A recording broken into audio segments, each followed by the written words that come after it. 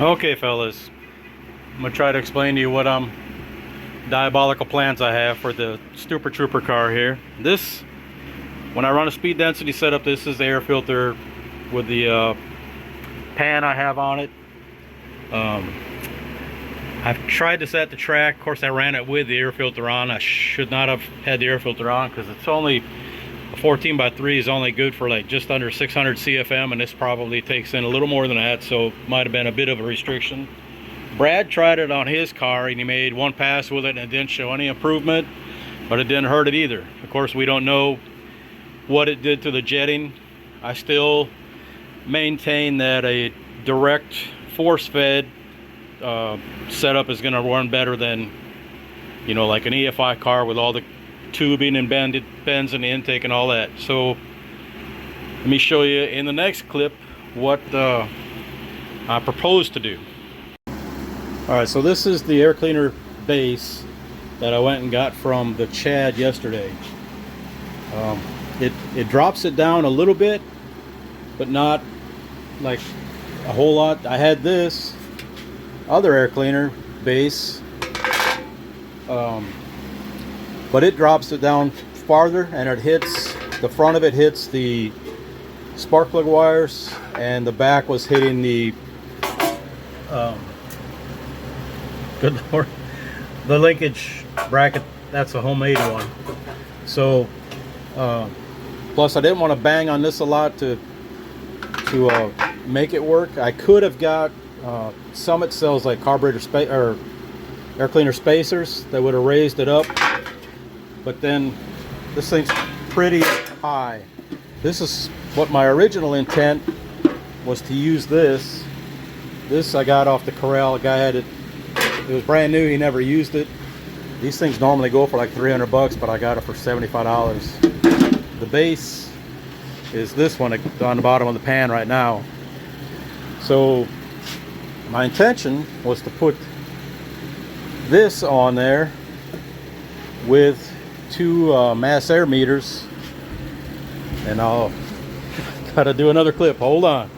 So that air cleaner would have sat like so, and then my intention was to get a couple of these hoses and put on there, and then run slot meter, two of them down in here. This is just mocking it up so you can kind of get an idea what sort of insanity I was talking about. And then I found this thing on eBay. This is what kind of started the whole harebrained idea.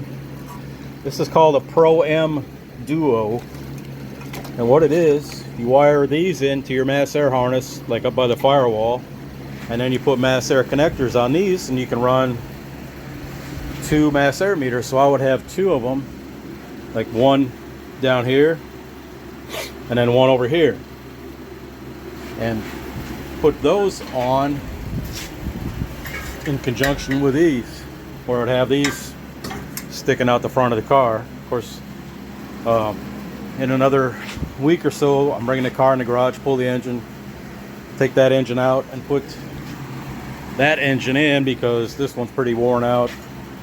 Valve guides or seals are leaking, so it needs needs an upgrade. Still using the stock cam, still going to use stock speed density cam. It's still going to be a stock short block. The only real change will be putting an aluminum flywheel in it, and a few other things, nothing major. And then get rid of the power brakes, convert it to manual brakes, clean up the engine base somewhat. But so still going to do this. I just have to modify this. And how I'm going to modify it, because that one will sit up too high, and I think this one will work better. Plus it'll be a factory, you know. I'll still be able to run it either with mass air or speed density. And the reason this all got started is because when I had my old processor, that DB1, the car ran okay, just not so great. It ran okay at wide open throttle. It's just a little little sketchy. So I thought, man, there's got to be a better way, because I like using the single plane with a 4-hole throttle body, but I couldn't just run speed density every day like for a daily driver. It just didn't run that good. But it runs good on mass air. So I was like, man, if I can make it run mass air with 2 throttle bodies, and then I could, have something like this, is what I was kind of thinking. And it'd probably run near as good as having like a carburetor, and I still, like I said, I maintain that a setup where you got a 4-hole throttle body or a carburetor, and you got a hood scoop, it's still going to run the best because there's fewer turns. And each time you can have more direct air going into the engine, the better off you'll be making power, going faster at the track. Of course, in a light car with a lot of gear, and we just run 1/8 mile. So if you got a heavy car, and you don't have you got automatic with not a lot of stall or something like that, then something with long runners give you more mid-range torque is probably going to work better. But for us, the knuckleheads that I run around with, all of us, something like this is going to work better. So I kept on wondering how to make it work with 2 mass air meters, and then finally I saw on eBay this thing. It was like $75. I was like, you know what, I can take a fly on it. I can try to make this work. And at the time I was still experimenting with the slot meters. I originally was going to run 2 80 millimeter Pro M's. So I picked up 2 from eBay, and they had a 3.5 inch outlet, and this thing was 4. And I was like, well, I don't want to have changing the diameter of the inlet tubing, so I wanted to keep it all 4 inch.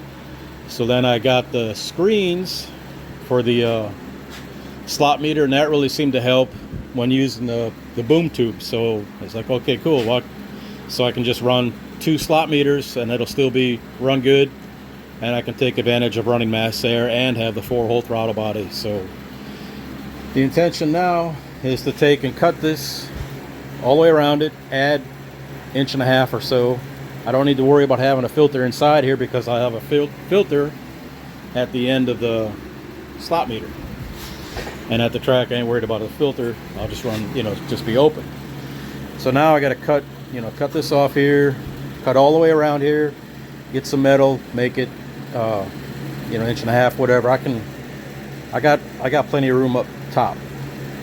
So, and then I have to make 2 of these, because this is aluminum, and the base for that and this are steel, so I couldn't weld it, and that's why that's kind of taped on there. So this I'll probably just turn around and try to sell it once I make this thing work. So that's what we're gonna do. I'm gonna add, I've still got this. I picked up a 1 3/4 spacer, some old NASCAR thing. I've got a 1-inch phenolic on there now, so we'll get rid of that, and that'll be the plan. I'm gonna get a hood scoop, so I'm gonna run direct comparisons. I still think the mass air is gonna run a little better, or the 4-hole throttle body with this thing connected to the foam around the top, to get that with a hood scoop. In conjunction with the hood scoop, I think that's going to run the best. Just my personal opinion so far. And then that'll be so I'll have to get a good bit of foam, but I can make that happen. So that's what's going on. That's why I'm doing all this stuff right here. I just wanted to kind of monkey with it before I pulled the engine out.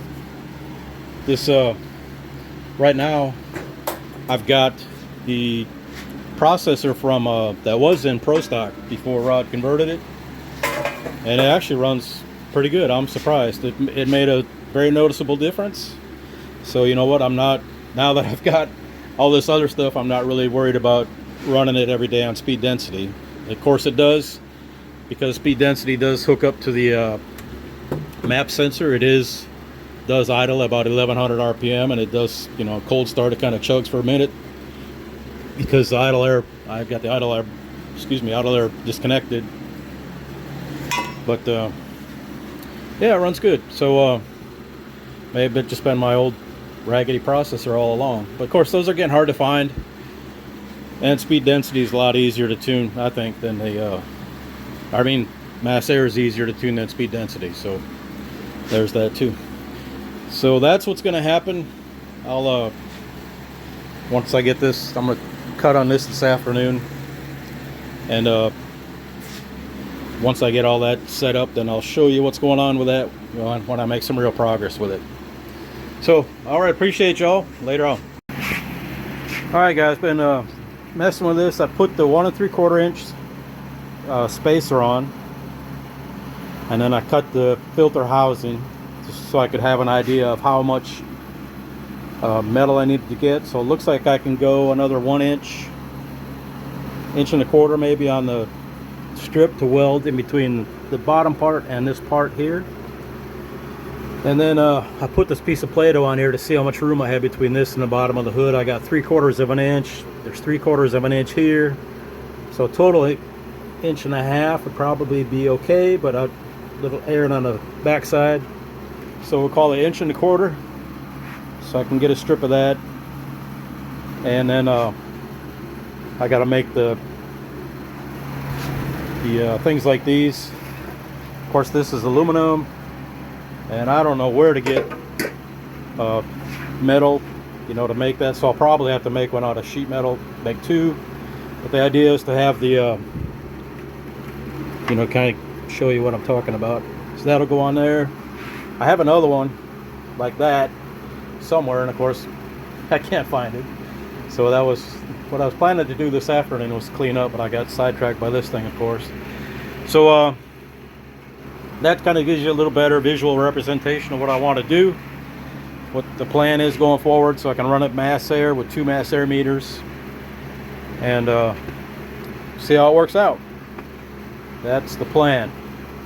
Like I said, I'm going to work on air cleaner, you know, through this week, and along with some other stuff I got going on here, and then probably next weekend start pulling the engine out to get this ready for the other engine. That's the plan. Of course, you got to be fluid, so we'll see how that goes. All right, I'm going to combine these two and get this loaded up, or however many, I forgot how many I did up front, but that's the plan, and we'll get this loaded so you can see what garbage I'm doing next. All right, appreciate y'all. Later.